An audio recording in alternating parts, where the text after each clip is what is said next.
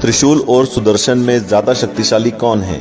हमारी हिंदू मान्यताओं में त्रिशूल और सुदर्शन चक्र को सबसे शक्तिशाली हथियारों में से एक माना गया है। कहा जाता है कि एक बार यह हथियार जिस लक्ष्य को भेदने निकल जाते हैं तो ये अस्त्र अपना कार्य पूर्ण किए बिना नहीं लौटते हैं। और तो और ये भी माना जाता है कि ना तो इन अस्त्रों का सामना करने में कोई सक्षम है और ना ही दुनिया में इन अस्त्रों का कोई तोड़ है। लेकिन अब सवाल ये उठता है कि यदि ये अस्त्र इतने घातक हैं तो इनमें से कौन सा अस्त्र ज्यादा शक्तिशाली है? आगे बढ़ने से पहले हम आपको बता दें कि इस वीडियो के अंत में आध्यात्मिक विकास को ध्यान में रखते हुए एक सवाल पूछा गया है जिसका जवाब इस वीडियो में ही छुपा है, तो कृपया इस वीडियो को बहुत ध्यान से देखिएगा। तो इससे पहले इस रहस्य से पर्दा उठे, हम पहले सुदर्शन चक्र और त्रिशूल से जुड़े बेहद आश्चर्यचकित रोचक तथ्य जान लेते हैं। स्वागत है आपका आस्तिक स्पिरिचुअल सीक्रेट्स में। सबसे पहले सुदर्शन चक्र। पौराणिक कथाओं में सुदर्शन चक्र को ब्रह्मांड का सबसे शक्तिशाली हथियार बताया गया है, जो शिव के त्रिशूल से बना है। यह एक अंगूठी की तरह भगवान विष्णु की तर्जनी उंगली को सुशोभित करता है और इसमें चमत्कारी शक्तियां हैं। सुदर्शन चक्र के बारे में कुछ रोचक बातें हैं जो विष्णु पुराण में वर्णित है। इसे हजारों सालों के प्रयासों के बाद ही हासिल किया गया था।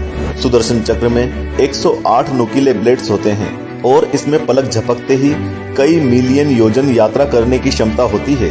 इच्छा शक्ति के द्वारा इसे दुश्मन के खिलाफ भेजा जाता है। इसमें हर चीज को नष्ट करने के लिए जबरदस्त मनोगत और आध्यात्मिक शक्ति है। एक बार भगवान विष्णु की उंगली से निकलने के बाद यह दुश्मन का पीछा करता है और कभी भी बिना इच्छित परिणाम प्राप्त किए नहीं लौटता है। यह उंगली छोड़ने के बाद बहुत तेजी से घूमता है और दुश्मन का पीछा करता है। इसके प्रकोप से बचने का एक ही उपाय है कि आप दौड़ना छोड़ दें और इसके आगे आत्मसमर्पण कर दें। शास्त्रों के अनुसार ऐसा करने पर भगवान विष्णु खुद बचाव के लिए आते हैं। त्रिशूल। त्रिशूल भगवान शिव का प्राथमिक हथियार है और देवी दुर्गा द्वारा भी इस्तेमाल किया गया था। त्रिशूल हिंदू पौराणिक कथाओं में बुराई के विनाश के लिए इस्तेमाल किया जाने वाला सबसे शक्तिशाली हथियार माना जाता है। केवल भगवान शिव और देवी शक्ति ही त्रिशूल धारण कर सकते हैं। अन्य कोई त्रिशूल को छू भी नहीं सकते, क्योंकि किसी के पास भी त्रिशूल की अपार ऊर्जा को सहन करने की शक्ति नहीं है।